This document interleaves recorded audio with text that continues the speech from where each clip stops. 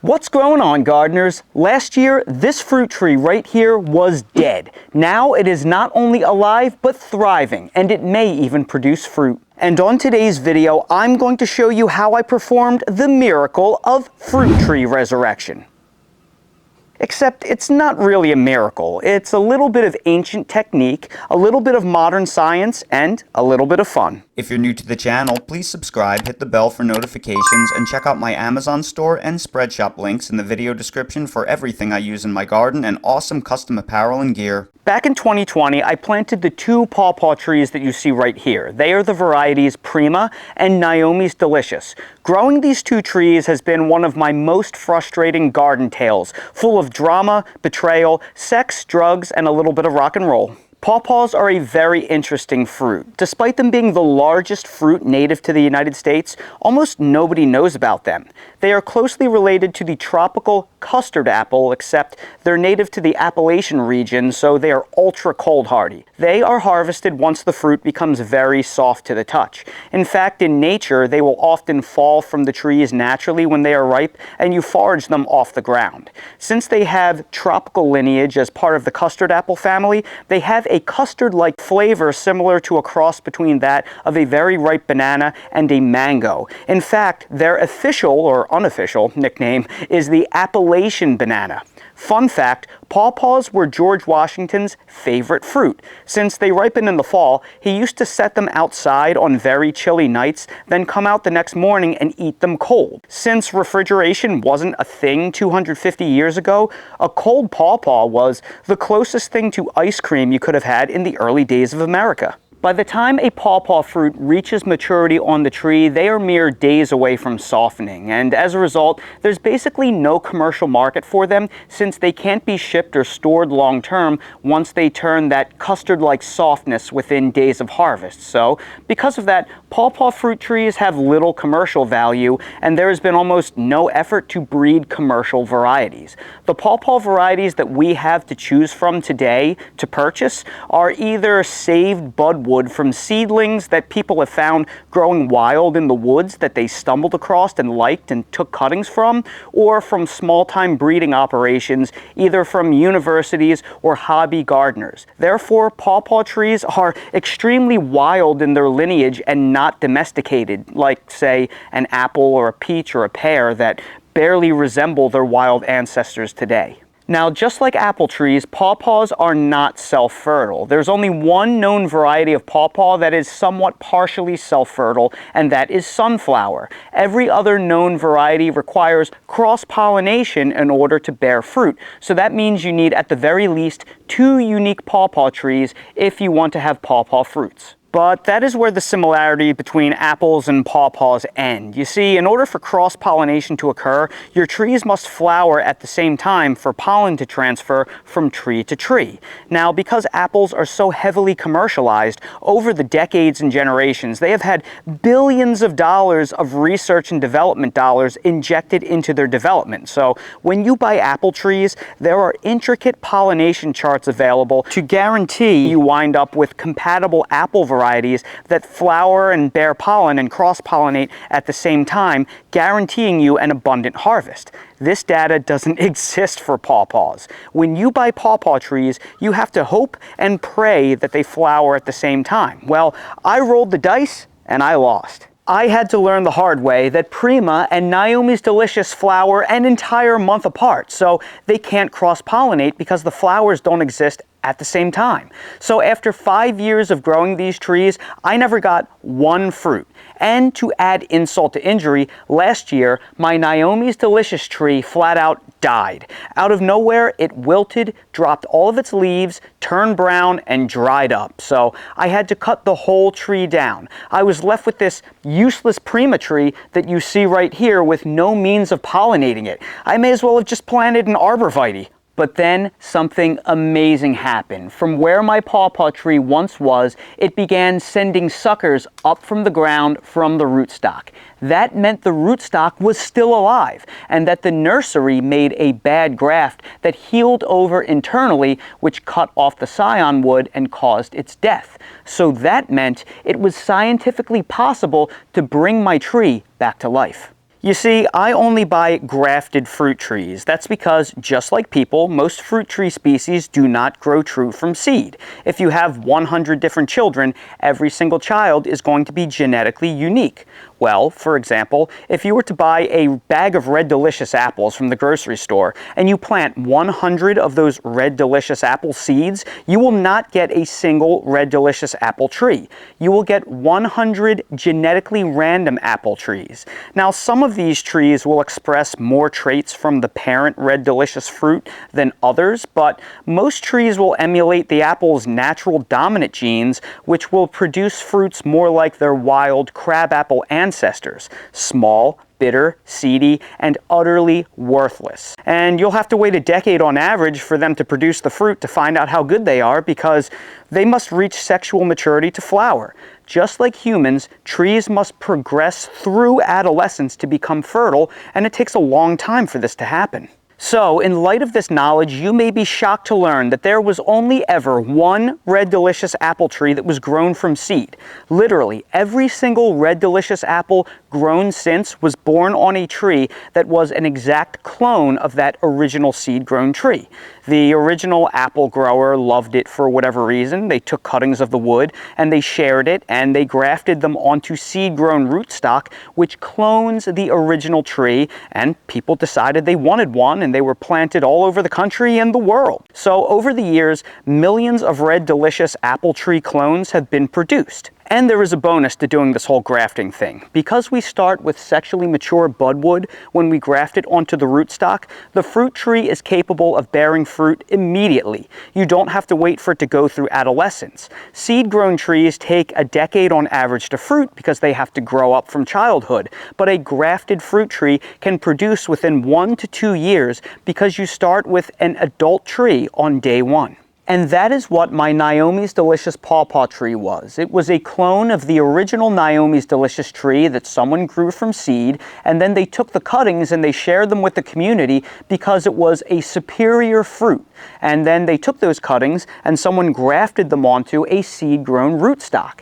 Now, when the roots started sending rootstock suckers from the base, I could have let them continue to grow, and I would have a brand new pawpaw tree on my hands, never before grown. But I didn't want a random wild pawpaw tree growing from seed, because chances are it will have small, seedy, wild type fruit with inferior quality, and I probably won't see flowers and fruit for another 5 years because that seed-grown rootstock was only 5 years old. It's still a child and it isn't fertile yet. So what I did was I ordered scion wood online, which is sexually mature budwood. I bought Naomi's Delicious cuttings from a website called Fruitwood Nursery to recreate the original tree by grafting sexually mature wood onto the rootstock wood suckering from the ground.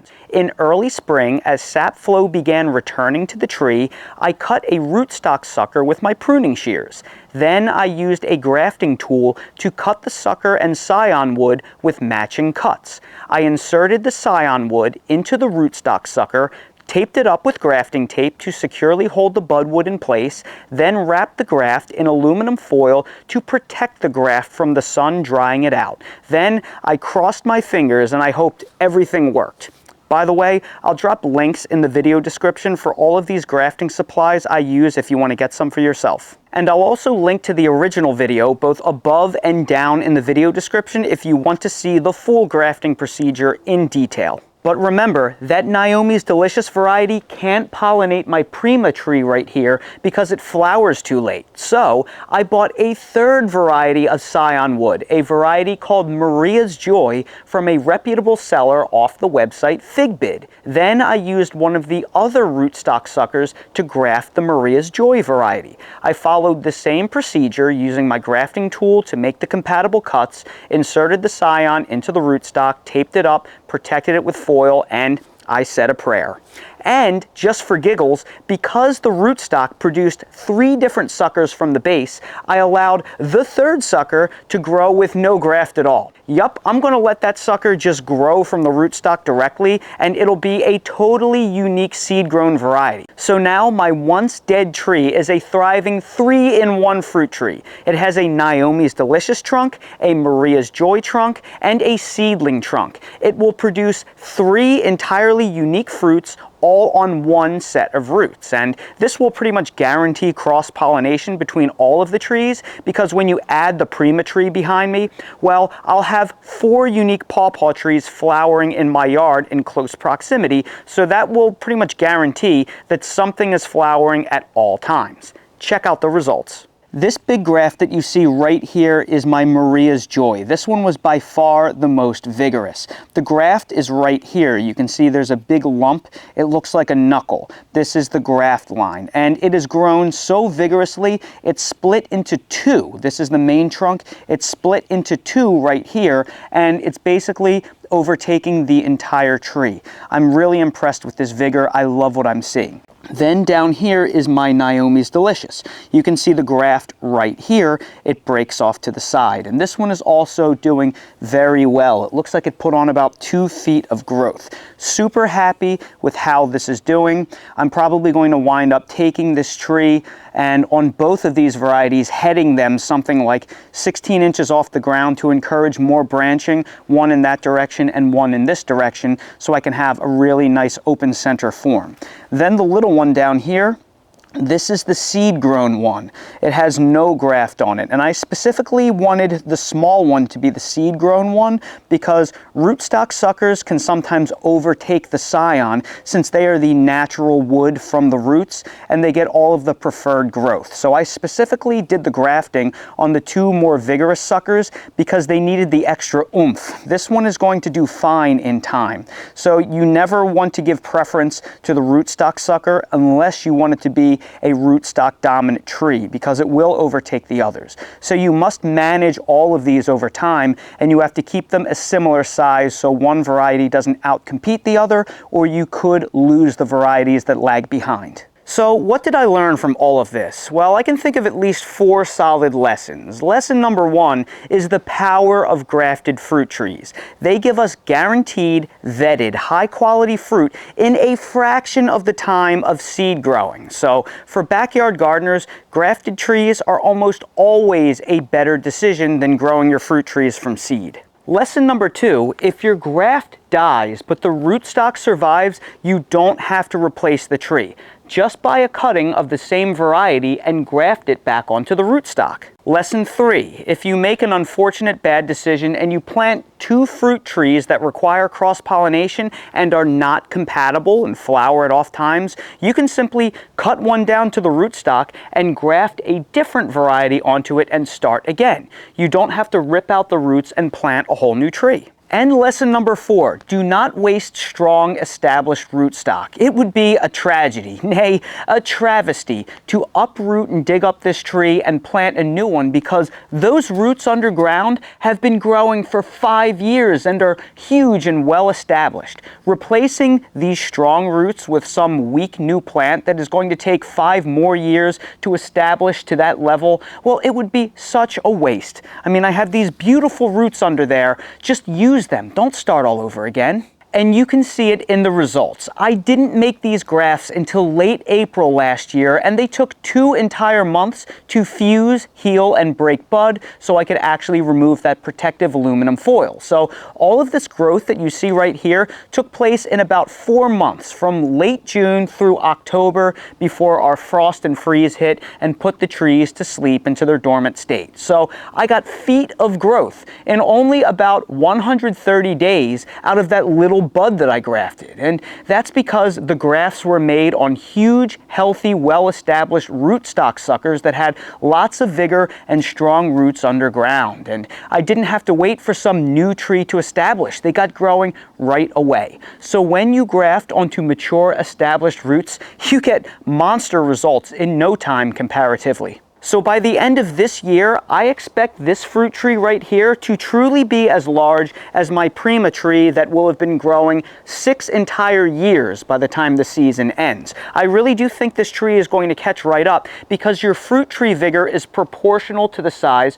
of the roots, and those are some mighty roots underground. So I honestly expect this tree to grow several more feet this year and flower next year because pawpaws produced their flowers on the previous season's wood. So this year is going to be the year that this tree puts on a ton of new growth, and that will likely flower for me next spring. And then if I get cross-pollination between all of the different flowers, and I think I will have my first ever successful pawpaw harvest. And that is how I was able to miraculously resurrect my fruit tree from the dead. It's not actually a miracle, it's just science at work. Or is it? I mean, how many of you watching this video right now actually knew that all of this was possible? I mean, when you've been gardening as long as I have, you look at things differently, and sometimes your mind is just blown by the complexity and resiliency of life. When you see the incredible things take place like this right here, it really does seem pretty miraculous, doesn't it? I think so. So everybody, I sure hope you enjoyed this video and you found it helpful. If you did, please make sure to hit the like button, subscribe to the channel, and please ring the notification bell so you're notified when I release more videos like these. For all of the tools that I used for grafting and the things I use most often in my garden for taking care of fruit trees, I'll place direct links down to them in the video description below. I'll also drop some links to the different places I got the fruit wood for this tree if you want to try your own grafting and get some scions for yourself. For everything else in real life that I use in my yard and garden, that is all linked in my Amazon storefront. So expand the video description, click on the Amazon storefront, and you'll see everything I use in real life. And while you're down there, check out my website, themillennialgardener.com, for all things gardening and custom home design merch if you want to support my channel. Thank you all so much for watching, and I hope to see all of you again on the next video. Dale was so reasonably mediocrely good during his bath that I'm taking him outside to air dry, and we have this weird 60-degree beautiful sunny day right before we get pounded by 2 weeks of cold and possibly even some snow and sleet. So now is the perfect opportunity to give Mr. Stinky his first bath of the year and use this nice warm day to dry off. What do you think, Stink Butt? You already looking forward to your next bath? Nah, he's busy. We'll let him do his thing.